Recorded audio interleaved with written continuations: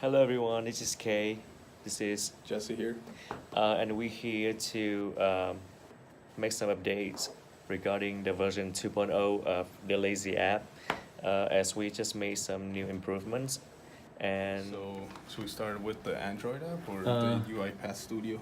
I think you have Studio would be great. Okay, so, in the UiPath Studio, well, the four changes we made is that we have a flow chart that splits the workflow into four different parts.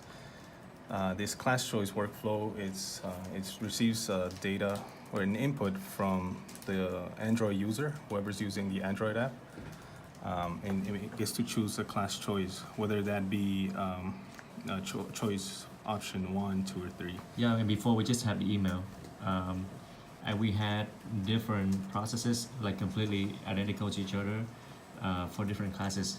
And as Matthew advised, we kind of like combine the overlapping parts into one kind of workflow, and only the data strapping part is different for different classes. And that's why we have the user class choice, so that we can do the switching process, and Jesse will show you now. And then, if we look into the class choice file, this is a flow switch that will decide which class to choose from, and based on those options, it will perform the data scraping for that particular class website. If we go into these, let's go into 61A. There's a lot of information here, but basically, it opens the browsers, it scrapes the data, writes this information into an Excel spreadsheet, reads this information, iterates through each of the elements or through each row, and then creates a new path or directory if needed. So the developer of this UiPath Studio doesn't need to create a directory as long as that they're using the C directory. HTTP requests to access those particular pages, and then downloads. Everything else from this point is just downloading the save files into a particular folder. So technically everything is the same. We just kind of like make it into modules. If you look into the C drive, every time you run the process, no matter, like right now we don't have any folder with the Lazy app in it, and if you run it, the process will automatically create a folder called Lazy app with all the files, with all the downloaded files in there. But one thing to note is that you do have to have this Lazy app credential for the Google Drive into this. It's up to the developer, but our directory we have it saved in the C drive. And also, like in the main folder on the GitHub, we have the learning notes. This is just like a quick tutorial on how we did it. We just try to document it so that we don't forget it, including how to implement the Google Drive process, and also how to start a job with the orchestrator, and how to get a release keys, and etc. Mm-hmm. We also have some notes in the UiPath. If you go into here, for example, let's look into the main class. We wrote some notes here. Explaining what is the user class choice? That's an input variable, and then the case 1 will indicate that it's the first class, second class, and third class. And any other strings will break the zip file execution, which is this one right here. So there are other comments and notes in the UiPath. So as you can see right here, we have different modules. Before, like everything here will be combined together into one process, and we kind of repeat everything in 4 different classes. So right now we make everything into modules, especially for the send email, the send Google Drive, and zip file. They are the overlapping parts for every class. So we just kind of make them into modules. So every time you add a new class, we just need to create a new process. Let's say this is a process for Sys1A, Sys1B, and 70. So if you have another class, just need to copy this and adjust the data strapping part right here. And also, like Jesse also did some modifications, some upgrade to the data strapping. Data scraping, because it wasn't downloading all the resources from a table from 2 class websites.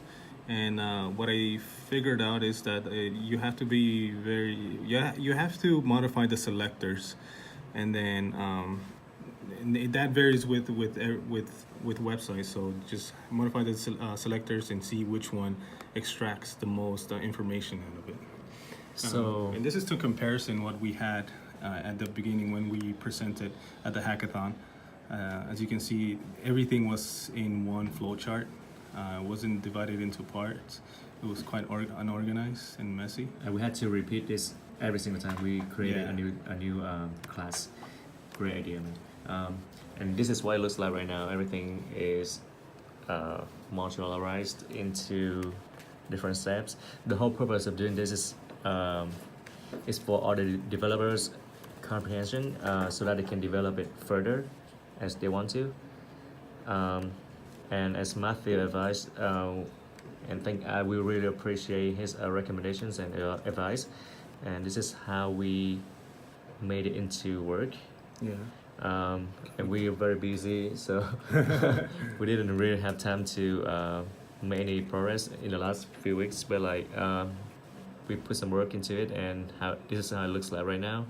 I hope this gives you some new updates regarding the Lazy App version 2.0. Well, we can give them a test run as well. Oh yeah, that's right.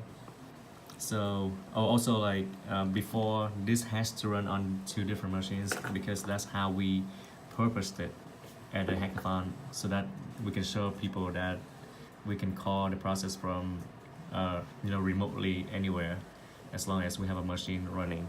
But now I kind of link on the machines into the process, into the testing environment. As of now, I will run everything on my computer, and that's this one right here. I also made some changes into the Android app. Let me just open the app. Before we had like different processes for different classes, so we had to have multiple release keys. As of now, we only have one release key, which is the main flowchart. And that saves a lot of work later on. And as we add more classes into it, we don't need to create more release keys from the Swagger or the orchestrator. If you look in here, we have only one release keys at the moment, and we're gonna use the same key for on the process right here. And also we just added a new argument. Before we just had the email. Now we have the user class choice to switch between the processes that we want. And let me do a test run.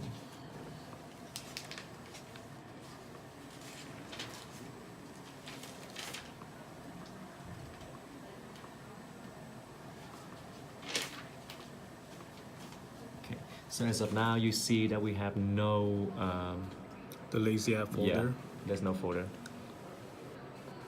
Where is it? It's still running, still building. There we go. So if I put my email in here,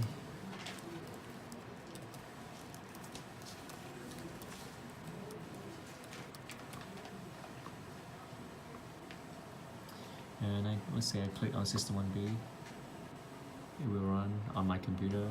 This is automatic. Nobody is touching anything.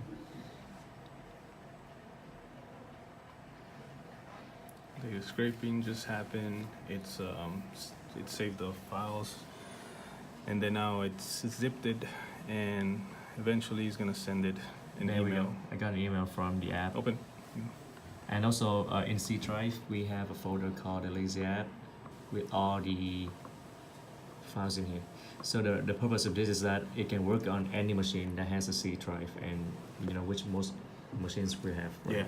So More convenient. The developer doesn't have to think about like, oh, where should I create this directory and all that. We also made some changes to the email, made it look a little bit much more friendly. Yeah, more futuristic. Oh yeah, and now we will have a link right here. And also another change on the email is that it shows you the class that you're being the resources of that That particular you're class. downloading. Yeah, that's Yeah. a new update too. And this is the Google Drive.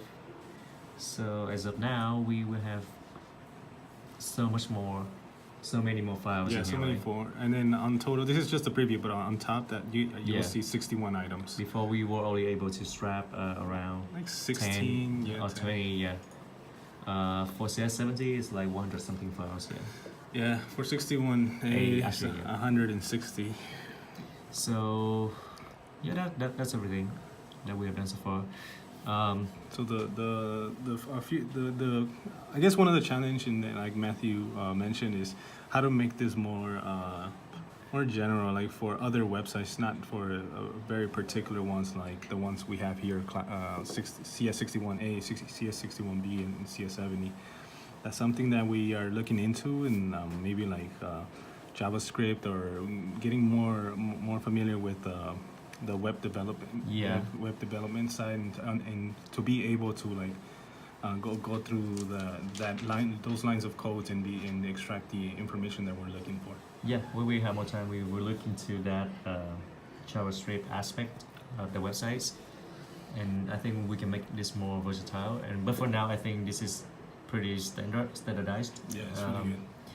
And people can extend it to different websites. They just need to add more processes to here, based on any website that they want. Yeah. And thank you for listening. Yes. Thank you. Bye bye.